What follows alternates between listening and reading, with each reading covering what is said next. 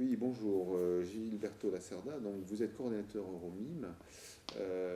Pouvez-vous nous expliquer en quoi, qu'est-ce que Euromime?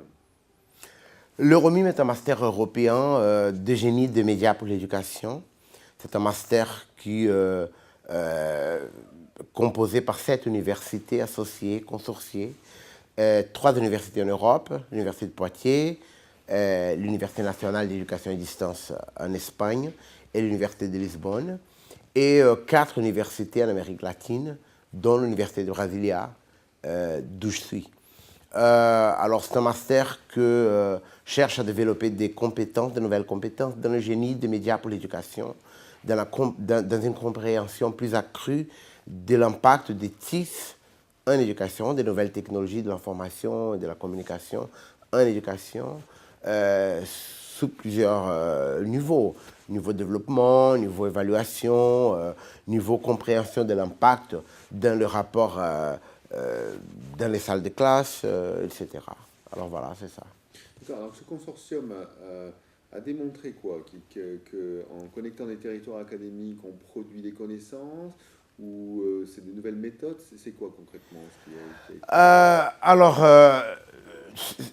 ce master est un exemple clair d'une nouvelle façon de fonctionner pour produire des connaissances. C'est-à-dire, on reconnaît que ces connaissances nouvelles produites par les nouvelles technologies ne peuvent pas être étanches dans un territoire comme celui-là, mais c'est-à-dire on tire profit des possibilités de connexion.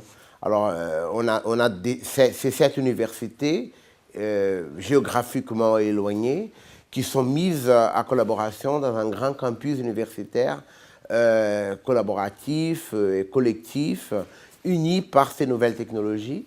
Alors, on peut promouvoir de l'innovation à plusieurs égards, comme par exemple la compréhension du pouvoir de ces nouvelles technologies pour comprendre les nouveaux enjeux de l'éducation un peu partout, qui sont un peu les mêmes. C'est-à-dire, ces nouvelles technologies arrivent dans les salles de classe, elles changent les rapports entre les enseignants et les étudiants.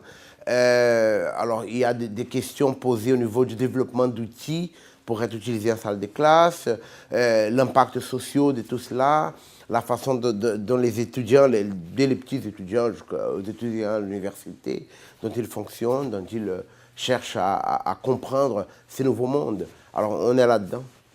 D'accord. Et est-ce qu'il y a une influence sur la culture? Quelque part, bon, vous êtes du Brésil, Oui. entre Brésil et Poitiers, il n'y a quand même pas la même culture. Est-ce que c'est ça qui fait la richesse des échanges et des productions, de l'innovation, ou est-ce que c'est les technologies numériques? Les technologies, bah, c'est toujours un moyen pour réunir les gens, pour rassembler les gens. C'est-à-dire, l'Internet n'est pas un réseau d'ordinateurs, mais c'est un réseau de personnes qui utilisent des ordinateurs et qui se mettent en collaboration. Évidemment que, tout en respectant les cultures locales, on crée un réseau culturel qui est collectif. Ça, c'est vrai dans les réseaux scolaires dans lesquels on travaille, dans les réseaux universitaires. Alors, Quel est le moteur de l'innovation? Qu'est-ce qui motive les gens en réseau oui. à produire des nouvelles connaissances ou produire des publications conjointes? Voilà, c'est quoi en fait le moteur? Le moteur, c'est la découverte d'un nouveau monde créé par ces nouvelles technologies. On est des témoins d'une révolution. On est au milieu. On ne comprend pas encore tous les enjeux.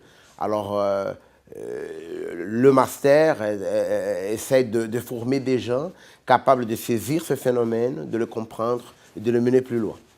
D'accord. Le maîtriser, peut-être pas, parce qu'en fait, ça évolue, c'est ça? Ça évolue, oui. On est dedans, là. C'est-à-dire, on n'a pas encore de réponses. On a des questions.